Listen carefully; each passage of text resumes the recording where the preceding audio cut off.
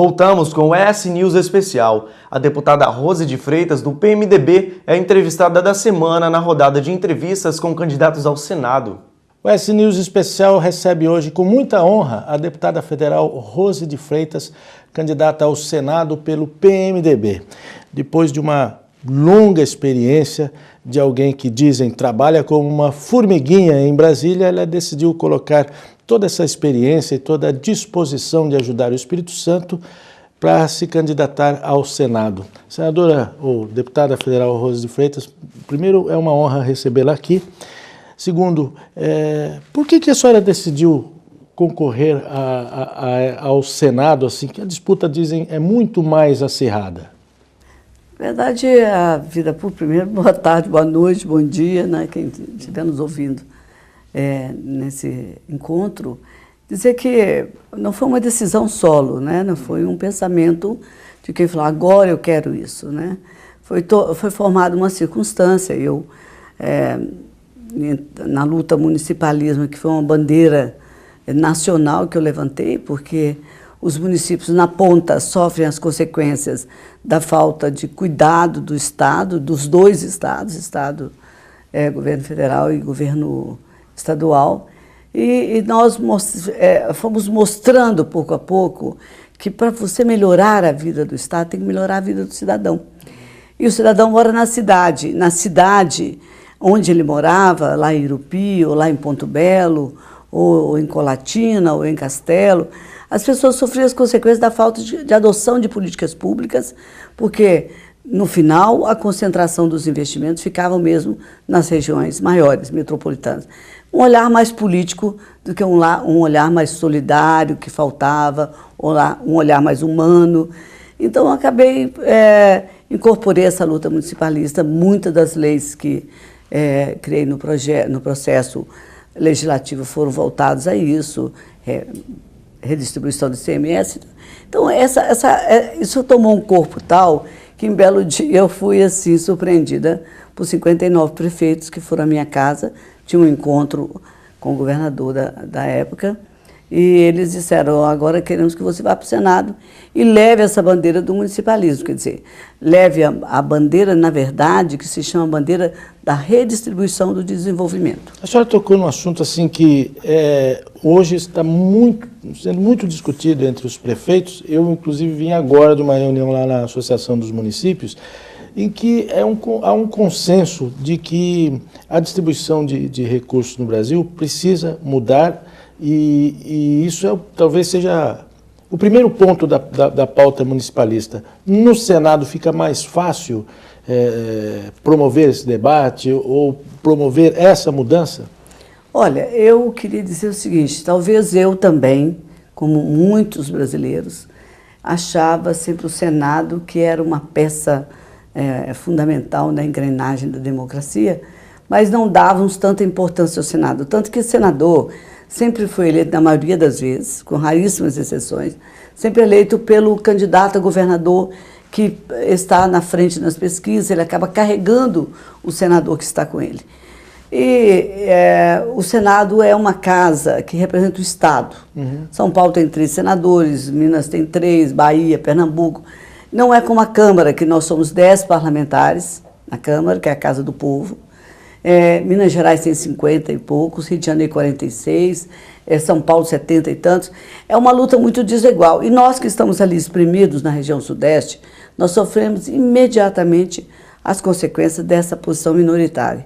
Então, o que o Senado precisava e precisa é ter uma discussão com a população da importância que tem esse voto. São 3 votos. São votos do Estado, a favor do seu Estado, na luta pelo seu Estado, mas diante da União, igualzinho a todos os demais. Então, precisa fortalecer esse voto. Agora, deixa eu te interromper só um pouquinho. O conceito do que é o... Eu queria que a senhora completasse esse raciocínio. Eu estou te interrompendo de propósito, não estou sendo... Desculpe se eu estou sendo mal educado. Mas tem uma coisa que eu acho interessante a senhora esclarecer. O peso é esse mesmo, 3-3? Porque um senador ou senadora atuante numa casa onde são os votos são paritária, mas alguém que é muito atuante pode fazer uma grande diferença, então. Com certeza, com certeza.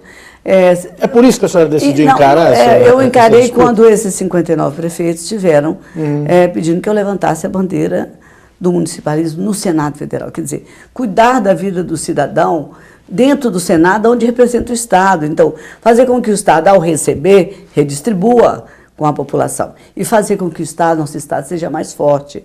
Acho que toda a população capixaba ouviu muito dizer a respeito da discriminação que o Estado teve durante anos.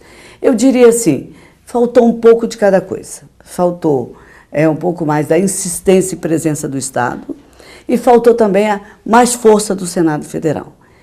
O Senado, um voto é decisivo em 81. 10 votos não são decisivos em 513. Raramente aconteceram votações que nós precisávamos de uma diferença de um voto na Câmara Federal. Mas várias vezes aconteceu no Senado de um voto fazer uma diferença enorme em relação a uma votação muito importante para a União.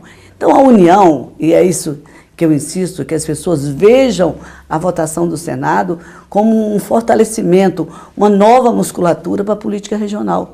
Então, eu diria que o Senado hoje não pode ser discutido mais como uma sublegenda do governo na hora da votação. Tem que ser discutido como um voto que pode ser decisivo a favor do Estado. Agora, voltando à questão da sua atuação como deputada federal, e queremos tirar da senhora a resposta de como isso vai ser no Senado.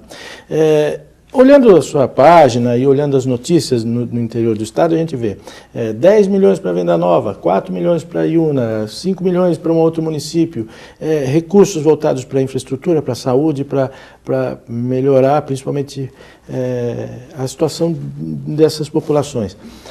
E na Grande Vitória a gente vê Rose Freitas se envolveu para buscar mais recursos para a dragagem da Bahia, para fazer com que o projeto do aeroporto andasse de maneira mais célere. No Senado é possível melhorar ainda mais esse ritmo, melhorar ainda mais esses resultados? Tem coisas que se cobra muito aqui, né? Fortalece mais. Na questão do aeroporto, houve uma certa exaustão por parte dos políticos em dizer, olha, essa obra não sai mais. E eu não me conformei com isso. Então, toda semana que eu estava em Brasília, a primeira reunião era com a Infraero, porque eu acho que o aeroporto é um direito nosso.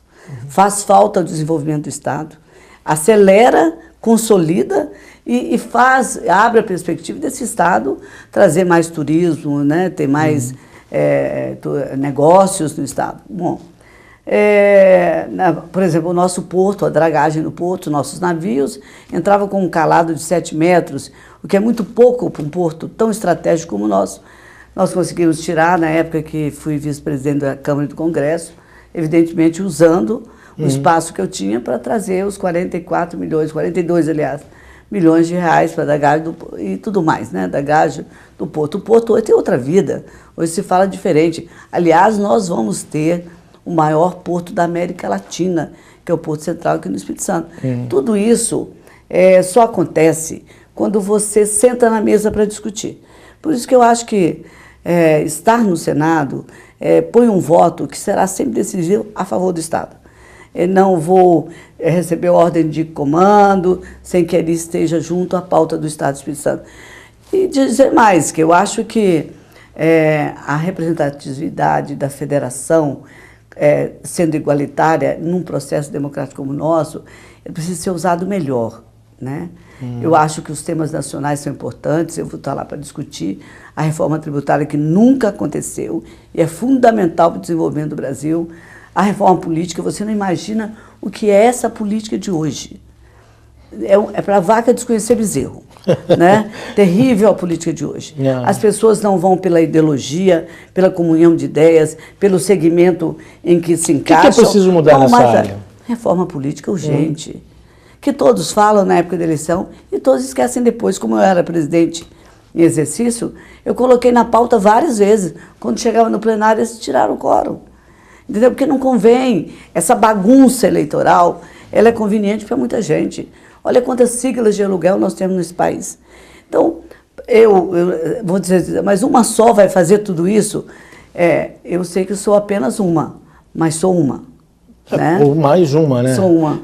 Ou mais uma, né? O que, da sua experiência, a senhora chegou como... Foi a primeira mulher vice-presidente, primeira vice-presidente da Câmara, é isso? Depois de 188 anos. Depois de 188 anos, assumiu a Câmara em algumas oportunidades. Até que eu encontrei uma velhinha, na hora que acabou as entrevistas, arrumamos a sala, muita gente em volta que tinha segurança, essas coisas, que é um aparato desnecessário, né?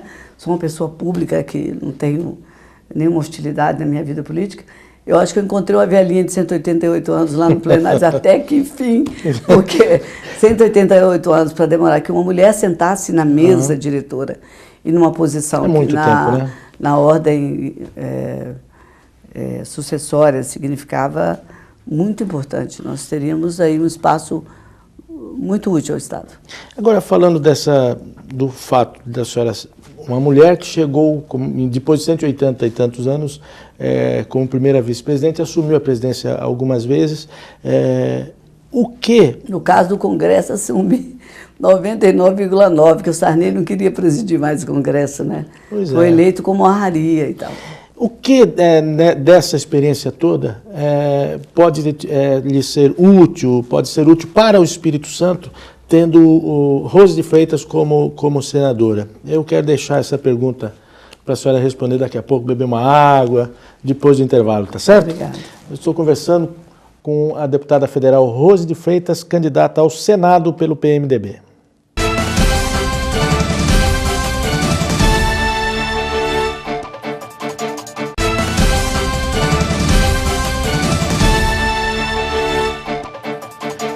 Bom, no ES News Especial nós estamos dando continuidade a uma rodada de entrevistas com os candidatos ao Senado. No caso hoje, uma candidata, Rose de Freitas, deputada federal pelo PMDB. Bom, a senhora superou algumas marcas em termos de conquista da mulher. Eu me refiro especificamente ao assunto que a gente falou agora há pouco, que foi chegar à primeira vice-presidência da Câmara Federal. E teve uma belíssima experiência. Em que isso pode ser útil, ser importante no Senado? Olha, tem duas experiências que eu acho que calçaram bem a minha vida política. Primeiro, essa experiência de ter sido deputada estadual, né? Depois de ter sido deputada federal, constituinte, que aí você trabalhava a Carta Magna do país, você viu o Brasil... naquela época, eu queria que a Assembleia Nacional Constituinte fosse exclusiva, em que Giovanni, ou sua esposa, ou qualquer uma das pessoas que estão, pudessem ser constituinte, eleitos para escrever a carta e depois voltavam à sua profissão, à sua atividade. Aí eu abri uma tribuna livre para que a sociedade pudesse ter interlocução direta com o Congresso Constituinte. Essa experiência foi única, né? E com essa experiência de ter ouvido a sociedade se manifestar ao elaborar a carta, eu levei isso para a presidência. Porque quando eu assumi a presidência da casa, eu notei algumas distorções assim, na Câmara e no Congresso. Porque o vice-presidente da Câmara, ele assume a presidência do Congresso na eventual ausência do presidente. O presidente Sarney já tinha me dito de cara que não iria presidir quase nenhuma sessão, a não ser sessão solene da entrega do orçamento que a presidente faz. Então, eu levei essa experiência de ter ouvido a sociedade o tempo todo e saber que para formar uma pauta, para atender uma reivindicação, para participar da votação, ela teria que estar amparada nas reivindicações, nos conceitos da sociedade. Nada que viesse da minha cabeça pela minha vontade ou intuição, mas sim uma manifestação orgânica da sociedade de que precisava mudar isso, acrescentar aquilo, ou avançar naquela direção. Então, essa experiência, e a outra experiência que é da minha própria militância do municipalismo, né? Se falta uma escola em Brejetuba, falta mesmo. E as pessoas vão sair dali e vão para outros lugares. Eu me lembro quando levei a escola de Venda Nova, que o povo de Afonso Cláudio começou muita gente a mudar para lá, porque lá tinha uma escola de nível superior. Então, cuidei de fazer isso em Afonso Cláudio. Então, o que você faz no exercício da política, quer seja para elaborar uma lei ou para atender uma reivindicação de ordem econômica ou social, você tem que fazer com o consentimento da sociedade. Então, quando eu exerci a presidência, no Congresso Nacional, toda a pauta que eu fazia, eu consultava a sociedade orgânica. Tinham projetos que estavam lá há 12 anos, né, que nós não conseguíamos. Sabia que tinha procuradores municipais, todo município tem procurador municipal, cuja profissão assina com o procurador e não é regulamentada. Não era, né, que nós conseguimos. E daí para frente muitas coisas, tem a questão de enfermagem, tem a questão dos tributos. Então eu decidi, uma coisa clara para mim, nada de autoria própria, sim de autoria colegiada, né? Porque o mandato é coletivo.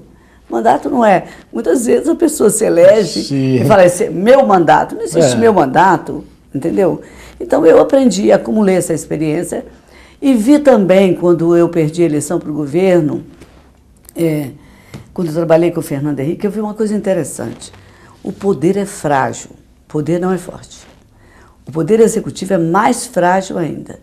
E se o povo tivesse consciência do que ele pode fazer, não estou falando em quebradeira, não estou falando em nada... E se mobilizar, se organizar, se manifestar exigir, organicamente. Né? O que diz respeito à classe médica tem que ser discutido no Congresso Nacional.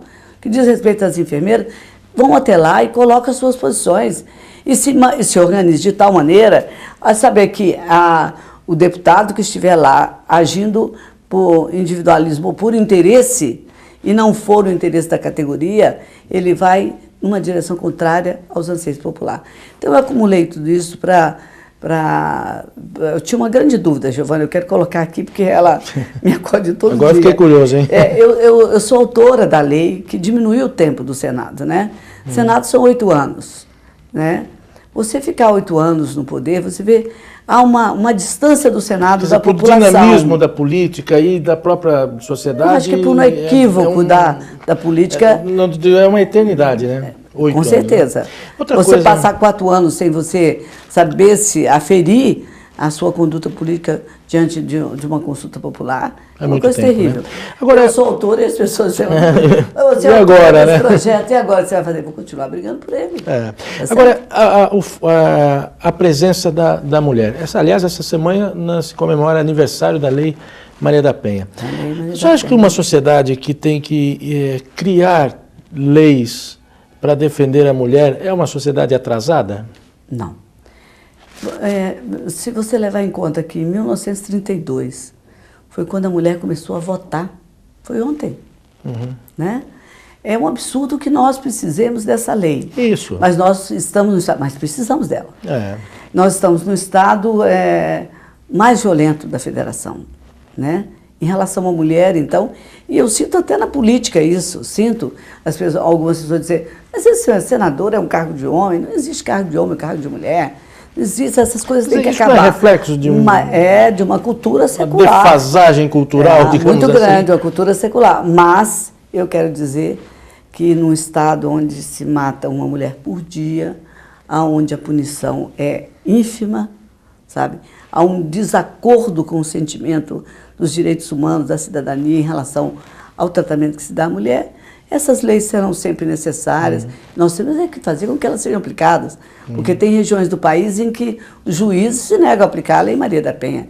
A mulher pode ser espancada, a mulher não pode acabar um casamento, a mulher não pode rejeitar um namorado, a mulher não pode virar as costas para uma pessoa no momento que recebe uma cantada, ela está sujeita a uma agressão, né? Fora ainda a diferença salarial, que mulheres que têm o mesmo salário recebem salários diferenciados.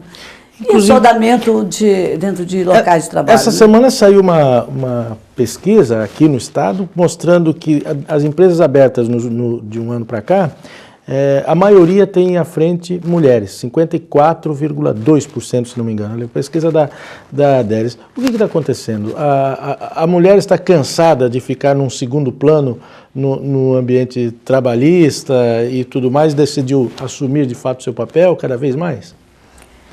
Olha só, desde a era industrial as mulheres já saíram, já foram às ruas há muito tempo, procurar seu espaço, ajudar por questões econômicas e por questão social também. Não existe papel determinado para a mulher, o homem é o cabeça do casal, a mulher tem que ser submetida a isso. Mas nas empresas ocorre muito isso ainda. Ocorre mais ainda, de mulheres que chegam na empresa e e casam e daqui a pouco estão grávidas, elas sofrem restrições. Eles preferem as mulheres que já casaram, que são ligadas. Tem um monte de... Tem universos, né? Ou os homens. Preferimos que os homens ligassem antes, né? Não, estou dizendo, preferem ou as mulheres desse perfil que a senhora traçou, ou os homens que são maioria nos cargos de comando das empresas, né? Será que é isso que está fazendo com que a mulher diga, não, eu vou abrir minha própria empresa, eu vou tocar... Você está falando sobre isso, sobre essa pesquisa aí. Sobre a parte de empreendedorismo, a mulher tem tomado bastante iniciativa, até porque nessa linha de produção ela tem um pouco mais de vantagem, porque ela não fica submetida ao horário fixo do trabalho e ela pode ainda cumprir as suas outras tarefas, que na maioria das vezes são aqueles conhecidos, que é o de dona de casa, de esposa, administradora do lar, tomadora de conta de filhos. E aí, quando ela é empreendedora, ela pode trabalhar o horário dela. Então, essa iniciativa é muito grande. E eu parabenizo, porque as mulheres elas têm outra visão da sociedade, outro aprendizado. Outra coisa, a mulher na política, ela normalmente, dificilmente você vê notícias, pode acontecer, mas assim, de mulheres envolvidas em casos, por exemplo, de corrupção ou desvios, essas coisas. É uma coincidência? A que se deve isso? Não, acho que as mulheres são realmente rígidas, mais dedicadas e mais honestas no trato das coisas públicas, principalmente.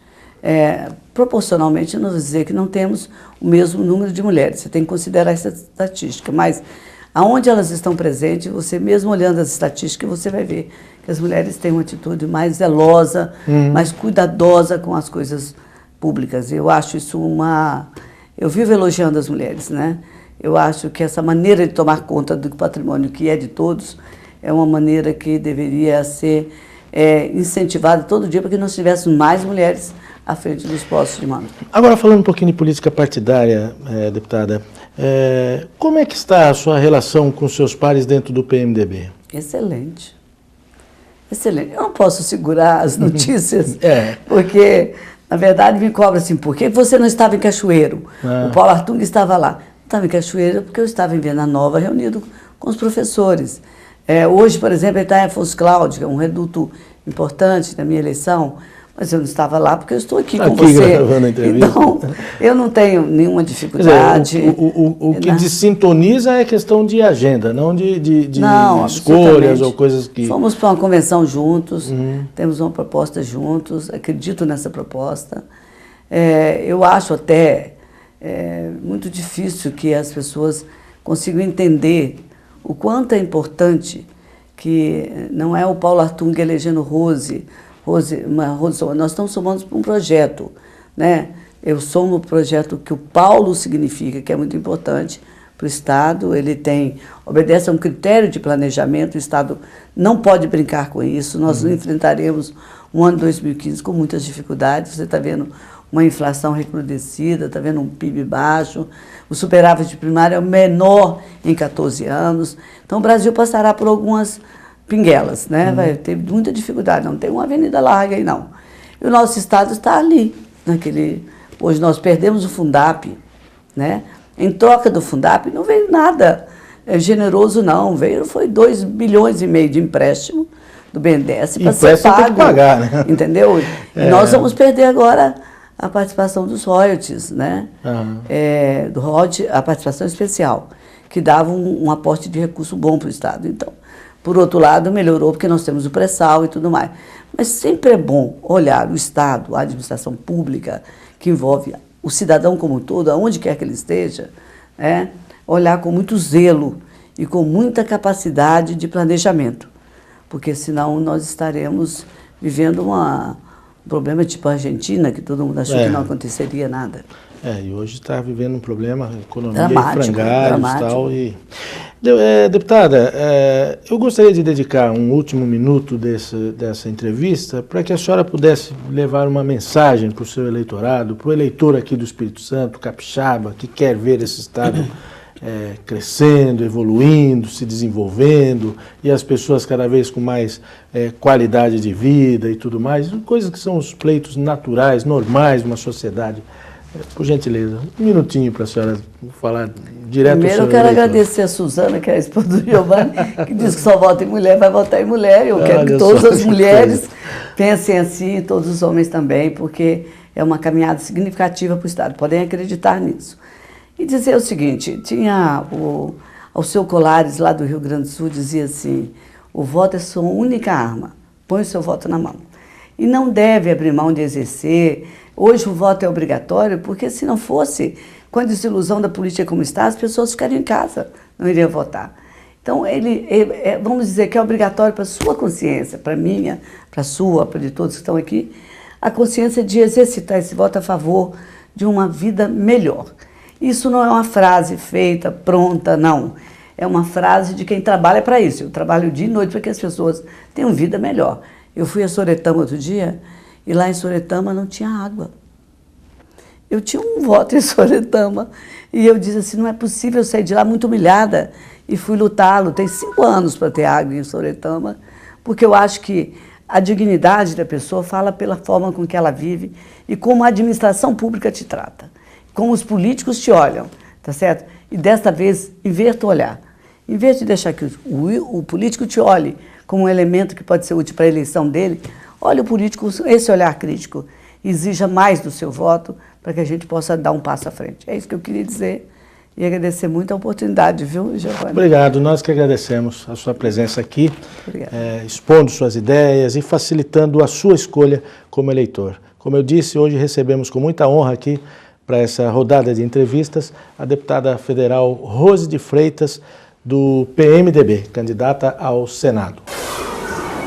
O programa de hoje fica por aqui. Eu sou Rafael Ferraz e esse foi o ES News Especial.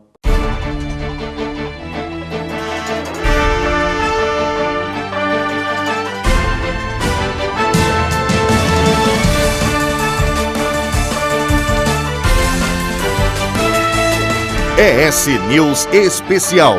Oferecimento Restaurante O Mercador.